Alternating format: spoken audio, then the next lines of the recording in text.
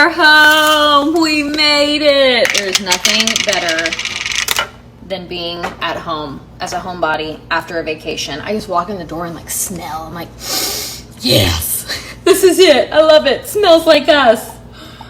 Anyways, the biggest question that I'm getting about Disney in y'all's question box is I'm getting every last piece of orzo because I love orzo. Sorry.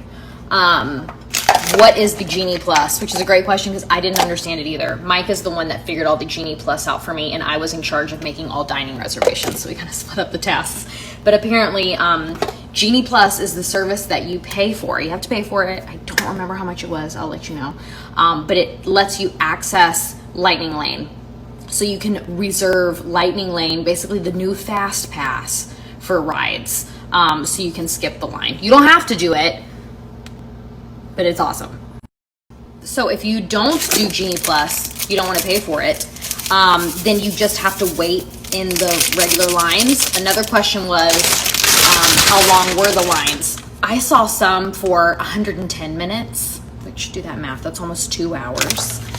Oh, that was Ratatouille. Could you imagine the ride that shut down on us the first night?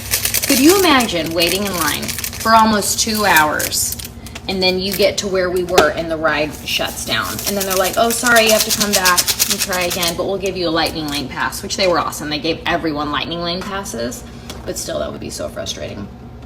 Anyway, so the lines were anywhere from 15 minutes to 110 minutes in the regular standby line. Again, 3 young kids talking about convenience. I would say it's 100% worth it because you can do more rides throughout the day, and we're spending a lot of money on Disney. I want to ride a lot of rides, you know. Okay, so on to dining plans, which is what I was in charge. I have to zest a lemon. This is literally the only step. How dare they make me work? Just kidding. Lemon's gonna be worth it. My favorite recipe ever, I think it was by someone named Kelsey Nixon. She has like a lemony orzo with basil. It's my favorite orzo recipe in the entire world. I have it memorized by heart, or like I eyeball it. Anyways, Disney reservations as far as sit-down restaurants.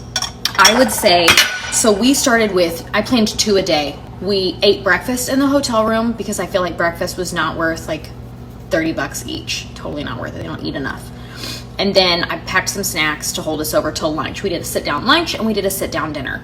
Except one night we canceled the sit-down dinner and we decided we were gonna eat in Epcot and everyone was gonna pick something from a different country, and that was like a lot of work and it was raining. That was last night. So we regretted that and we wish we had a sit-down meal.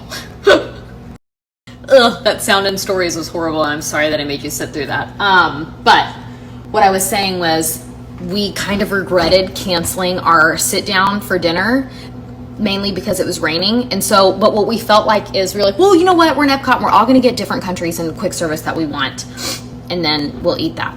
But we ended up eating, standing in the rain. And by the time everyone got what they wanted, and we only went like 2 different places, by the time everyone got what they want, it was just as much time for like an hour. Like if we sat down and ate, but we stood in the rain and ate.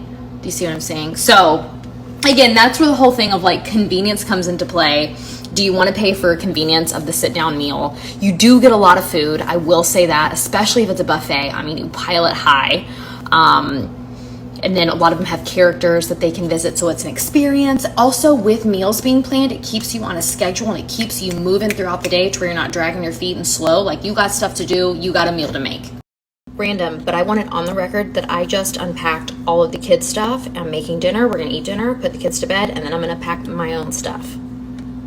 I don't do that typically. That's like a record for me as quickest unpack ever. Do you need help with that department? You need some inspiration? Watch Hoarders. I've been on a huge Hoarders kick. I've never seen the show in my life. Started watching it like 3 days ago. I've binged watched 9 seasons. That'd be insane. I can't even be able to sleep. 9, I think it's like 7 episodes. And I just came home like a crazy rabid squirrel, like wanting to nest and perch things. Like, I don't want any piles in my house. So if you want to be inspired to like clean up, watch Hoarders. It freaking works.